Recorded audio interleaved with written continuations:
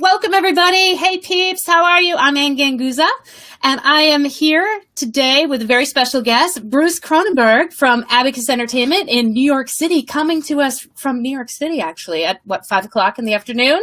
Bruce, thanks so much for joining us, and thanks for staying late at work, if that's the case for you. Oh, I'm usually here later, so it's perfect.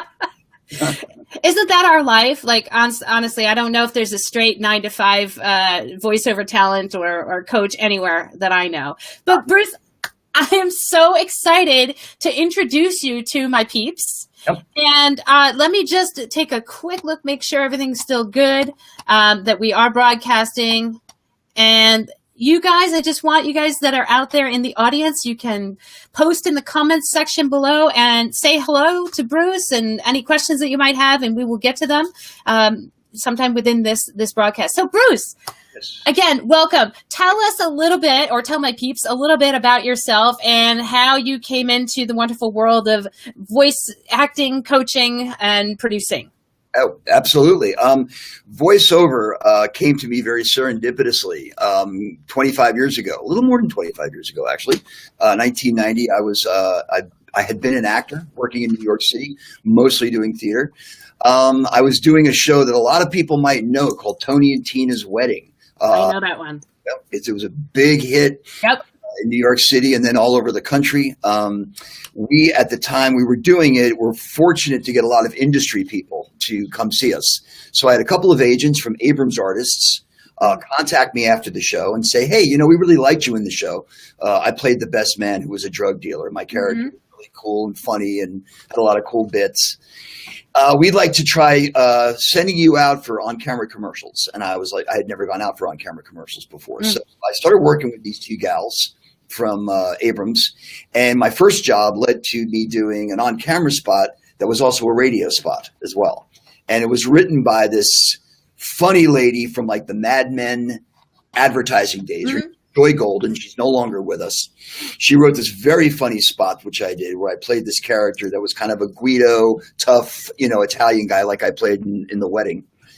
And I did that, and she loved it. And she said, I'm going to call you next week. There's something else. I'm going to call your agent next week. There's something else I want you to do. She called the wrong agent. She did not call Abrams. She called J. Michael Bloom and Associates, who used to be a dynasty of an agency once here in New York. They don't exist anymore. And she called them looking for me. They called me, booked me on the job. I had no idea who they were or who I was talking to. And they also said, oh, by the way, the head of the voiceover department here at J. Michael Bloom wants to meet you on Thursday. And I went in and met with Chaz Cowing, who is the head of the voiceover department at Bloom. He's now the owner of Access Talent here in New York. And he said, I'm dying to sign you. I said, to do what? And he said, voiceovers. And I said, voiceovers? I said, actors do voiceovers? The reason he had heard me was because the spot that I did, the on-camera spot that I booked, it was a radio job as well. And he goes, yes, actors. I said, I thought people from the radio, disc jockeys, announcers, guys and gals like that. I thought that's who did voiceovers, right? Actors do voiceovers. He goes, oh, yeah. He says, because actors know how to keep things real. So that's why they want actors. So they signed me, and I started booking right away. And I started booking. That's always a good sign. Yes. I mean, I was just as surprised as anybody. I had no training. I was really going just on instinct, just by, flying by the seat of my pants, and started booking these major network jobs. Well, I think that's a testament to your acting abilities, because really it's all about that core acting that you're doing in voiceover. Yes. I mean, Chaz Cowing gave me some really great advice. He said, don't try to sound like you're doing a voice. He said, just go in there and talk like you would talk. Have some kind of an attitude or an opinion, but don't try to sound like anything. And I was like, okay, so that's what I did. Right. And that's how I got into voiceover. Yeah. And now, fast forward quite a few years, I love that you have that broad acting background. You own a studio in New York City, which is no small feat. coming from the East Coast, back east myself, I know how expensive things can be in the city. And I was there actually a few months ago to see your beautiful studio in New York City. So congratulations on that. Tell us a little bit about the acquisition of your studio and what you do there. Basically, Abacus Entertainment, we're kind of a three-armed business. And it's funny because Sarah and I were just talking today about something that happened as a result of our teamwork. Sarah Waters, my partner who does branding and marketing, who you know very well. I do. Brian Falk, who is our producer, audio engineer, and kind of resident overseer. And myself, I handle all the education. I teach and I also coach people when they do demos and so forth. But what we've been doing lately is helping voiceover talent who may have fallen behind, whose career may have gotten a little bit of into a rut. We're helping them rebrand themselves, bringing them in for more lessons and redoing their demos. So we have a student named Dan Wright. Dan was in voiceovers years ago. He had to get out of it for a number of reasons. He contacted me, wanted to come back into the fold. He came back, redid all his demos, commercial, promo, narration. He sat down with Sarah. Sarah figured out a way to market what he was doing. He did consistent lessons with me. And lo and behold, just today we found out that his page on Voice 123 has like blown up, and he booked 5 jobs in a row. Wow, that's great. Sarah activated his page because he took some lessons with me and he redid his demos with Bryant. So that's kind of what we do in a nutshell. We try to help voiceover artists move forward and get their careers going, both in the branding aspect, getting better at your reads, and giving everybody dynamite demos. That's what we do. Well, I think what I really like is that you also, if I'm correct, you also lived in LA at one point or for a few years, right? So you have a really great perspective of the business and the industry from both coasts. Yes. And myself being from the East Coast and then moving to the West Coast, I myself also have an understanding of it. And I love the perspective that you have the potential to bring to our peeps, especially during our class that we're going to have next Saturday. Oh my gosh, is it like so soon? No. 2 weeks. Yeah, the 19th. Yes, the 19th. Thank you. Yeah, I was getting ahead of myself. I was that excited. But I love the East-West Coast perspective. Tell us a little bit about what do you think are the major differences between East Coast VO, West Coast VO? Is there differences? What sort of things are you seeing, at your studio? Well, I mean, because of the internet, the business has changed so much. When I lived in LA, I worked with ICM Voiceovers. Agent named Jeff Danis, who's now with DBA. Not DBA. I forget the name of the DPM. What? Yes. DPM. Yeah. And, we used to go into the studio. We used to go into the office for auditions. I don't know if they're still doing that in LA, but in New York, we never did that. Hardly at all. We were always going out to casting directors. Nowadays, it seems that most of the work is online. So I know that New Yorkers are pretty proactive about that, and that there's they split it between going to see casting directors and doing the stuff online.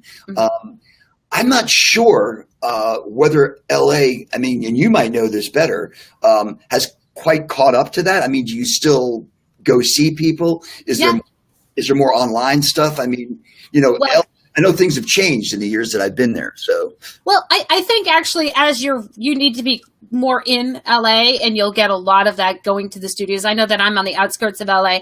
I still am called in to go to the studios.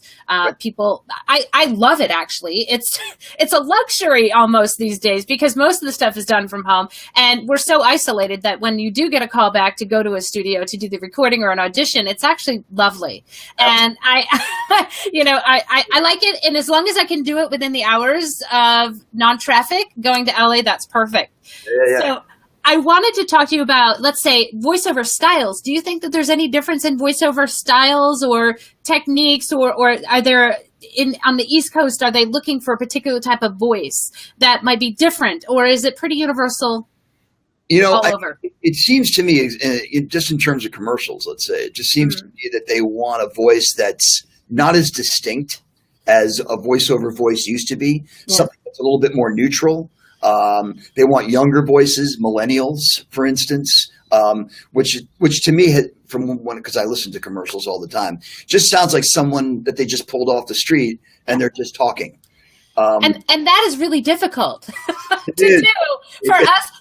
I'm going to say for myself, for being a little older, that, I've got that voice in my head, and trying to sound conversational, which is something I teach a lot of myself, is all about the natural, believable read, which I believe also stems from good acting. And so, again, I'm super excited that you're going to be here teaching the VO Peeps. And specifically, we're going to talk about video game auditioning, but I want to get to that in a second. The importance of acting in terms of a background to have for your voiceovers, how important is that?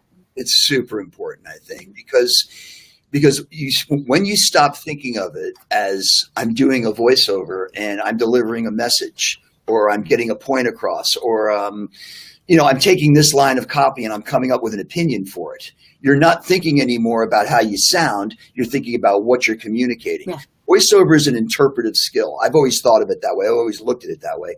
I studied acting with Stella Adler, and I teach voiceover at Stella Adler Studio. And Stella Adler taught, and I studied with her. I was lucky. Oh, wow. It was impressive. Yeah, a little scary. She's intimidating. But I learned a whole lot from her. And one of the things that I learned is that you get behind the author's words. So when I started teaching people voiceover, I would have them look at a 4-line commercial and say, what do you think the writer was thinking about when they wrote this? Never mind that it's about Clorox handy wipes. We know that. Right. What's he trying to do, or she trying to do? What's the point? What's the message? Clorox handy wipes will sell itself. If you want to book the audition, you want to get behind the author's words and figure out what their intention was and do your version of that. Mm-hmm. That's an acting thing. Totally. It's not about creating the right voice or making it sound pretty, or sound distinct. Right. It's about getting the message across, if that makes any sense. Oh, yeah, absolutely. So we're actually having you you're coming out to the VO Peeps studio in Southern California. I'm very excited. So physically, you are flying to come see us, which I'm really excited about. And you're going to be teaching a class on booking the video game. So you've been in a few video games yourself. Tell us a little bit about that, and tell us what you're going to be talking about during that 4-hour class. Okay. The games I've been in, well, I've been lucky enough to be in 2 Grand Theft Auto games and 2 Max Payne games. That's the extent of my video game work. Those games are huge. If SAG-AFTRA had negotiated for talent to get residuals from video games, I'd probably be a millionaire. But anyway, one of the things that I learned— They're working on it. I know. Hopefully. Yeah. But one of the things I learned, especially doing the Max Payne reads, was that I read 6 different characters for Max Payne. And they were similar because they were all villains. And some of them were like tough New York type villains. So I had to distinguish them. So what I would do is I would think more about the motivation of the character rather than the sound of the character. And if the script writing is good, and especially with auditions, because this is what I'm going to work on with the people that show up for our session, is being able to look at all of the details. I have one here, actually. Being able to look at all the details of what they give you in order to create the voice, because they give you a lot. They give you vocal traits. They give you the background of the character, the accent. Here's something, for instance. We would like this character to sound slightly bestial. There's an example of something, right?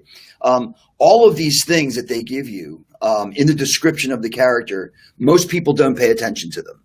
Most people just look at it, scan the copy, go for a weird voice, and do their audition that way. And you're not going to book the game if you do that. One of the experiences I had here recently at Abacus, which really opened my eyes, was we had the casting director from Blizzard Entertainment, Andrea Toyas. Andrea Toyas, yeah. Yes. Andrea came here from LA and did a 2-day video game workshop here at Abacus. We had to rent a room upstairs because there were so many people. Oh yeah. She's fabulous. She's fantastic. I watched her work with people, and I saw exactly what it was that she needed people to do, which was go way beyond just a voice. She had these actors putting the characters in their body, coming up with choices that, again, you'd hear about in a scene class at an acting studio, right. Not necessarily at a voiceover. These are things that a lot of voice people, I think, don't think about. I think they want to like scan that copy, nail that, send it in, and move on to the next thing. Well, that's actually, I'm getting a video game audition a day, it seems. It's really, it's exploding. Okay. And so one thing that I'm intimidated by is, oh my gosh, I'm busy. I've got a lot of things going on my plate, and that's always a good thing. But when I am that busy, how do I nail that audition? How do I get that character? How do I make that character come to life? How do I make those decisions? And do you have a technique and a strategy? And that's what I think is why I was really interested in having you come and teach this class, because I know you've got some techniques that are going to help us to nail that audition and to get to it quicker. Because for me, it's almost like I look at it and I'm overwhelmed. There's pages upon pages, there's dialogue, and then, every other line there, I have to come in and I have to understand the story. And how do I even start? One thing I'll say is this, and this seems to work just about every time I work with people on video game reads. So let's compare it to like a piece of commercial copy or narration, right? So you have different sections, right? Let's say a piece of commercial copy has 5 or 6 different lines, right? And each one of those lines has to have an opinion or a point of view or something behind it, right? In order for you to sound engaged when you're reading it, right? So the same thing holds true for video game characters.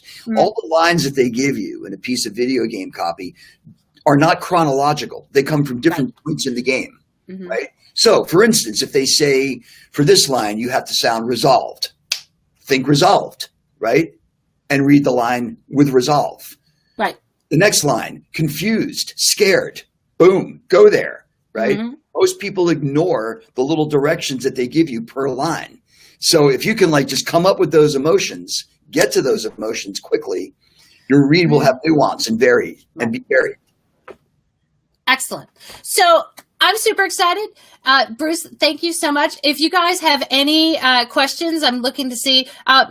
Adam from the rainy UK. You know what, Adam, it's actually almost raining here in Southern California, even though it almost never rains in Southern California. I can start singing that. I can start singing now, but it is almost raining. So thank you so much for joining us from the UK. I wonder what time it is in the UK right now. I think they're 8 hours ahead or something. Thanks for joining. And Jacques says that he's been to your studio and he says hello. Hi, Jacques. Yay. Awesome. So you guys, I'm so excited. If Diana's there, she's going to be posting the link to sign up for the workout. August 19th, booking the game with Bruce Kronenberg. Bruce, thank you so much for joining us. And I'm so excited to have you here live. Don't forget, guys, live here in Southern California. If you can't join us live, you can always join us via remote and have a truly interactive experience. And I'm so excited. Thanks so much, Bruce, for joining us today. And I'm going to see you in a couple of weeks. Absolutely. Can't wait. All right. Take care, guys. Thanks. Thanks. Bye-bye.